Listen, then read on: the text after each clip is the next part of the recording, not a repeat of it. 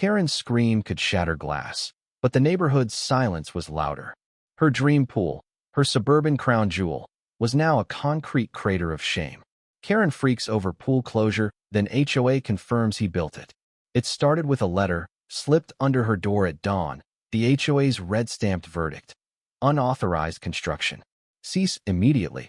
Karen, in her neon visor and flip-flops, stormed to the edge of her half-finished pool, her voice a siren of indignation. "This is my property," she shrieked, waving the letter like a battle flag. Neighbors peeked from behind curtains, their whispers a brewing storm. Her husband, Tom, stood pale, his toolbox abandoned by the pool's jagged edge, where pipes jutted like broken bones. Karen had bullied contractors, ignored permits, and steamrolled anyone who dared question her vision. Now, the truth was clawing its way out. The pool was her obsession, a sparkling monument to her status. Karen had spent months bragging at book club, Pilates, and every block party. Our oasis, she called it, posting drone shots on Nextdoor, promising exclusive invites. But the ground told a different story: cracked concrete, leaking pipes, and a budget bled dry. Tom, a quiet accountant, had warned her about permits, but Karen scoffed. HOA's just jealous. She'd forged ahead, hiring shady contractors who vanished with half her savings.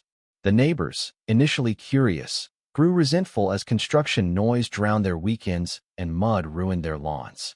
When the HOA inspector arrived, Karen's charm offensive lemonade and fake tears failed spectacularly.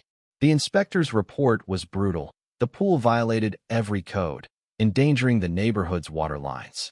Worse, Tom had signed off on the plans, thinking he could fix it later. The confrontation erupted on a blistering Saturday. Karen, red-faced and defiant, called an emergency neighborhood meeting by the pool's wreckage.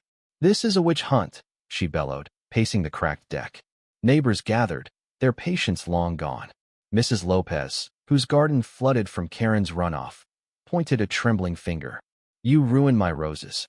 Mr. Patel, usually soft-spoken, snapped, "Your pool's sinking my driveway." Karen fired back, blaming everyone but herself. Tom, sweating through his polo, tried to mediate, but his confession slipped out. I approved the plans without checking." The crowd gasped. Karen froze, her eyes burning into him. The betrayal was raw, personal. She'd trusted Tom to handle the details, but he'd cut corners to keep her happy.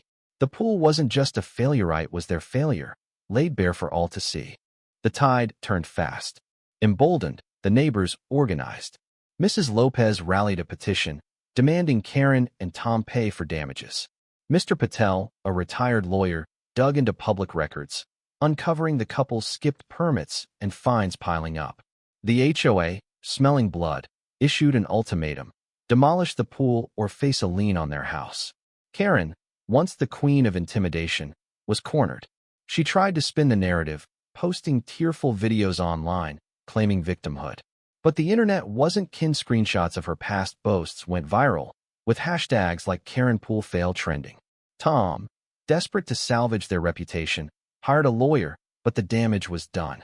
The neighborhood, united in their fury, refused to back down. They picketed outside Karen's house, holding signs, "Fix your mess," and "No more Karens." The couple's dream of a backyard paradise had turned their community into a battlefield. In the end, Karen and Tom caved. The pool was demolished, leaving a scarred patch of dirt where their dreams once shimmered. The fines drained their savings, and the neighbors' cold stares followed them everywhere. Karen, stripped of her bravado, stopped hosting book club. Tom took a second job to cover the debts. The wooden sign by the pool, now propped against their garage, read, "Karen's Pool Fiasco Unveiled," a bitter reminder etched in their own handwriting. They'd gambled on status and lost more than money. They lost trust, respect, and their place in the community. The final blow came at a quiet HOA meeting, where Mrs. Lopez stood up, her voice steady. "We're not here to gloat," she said.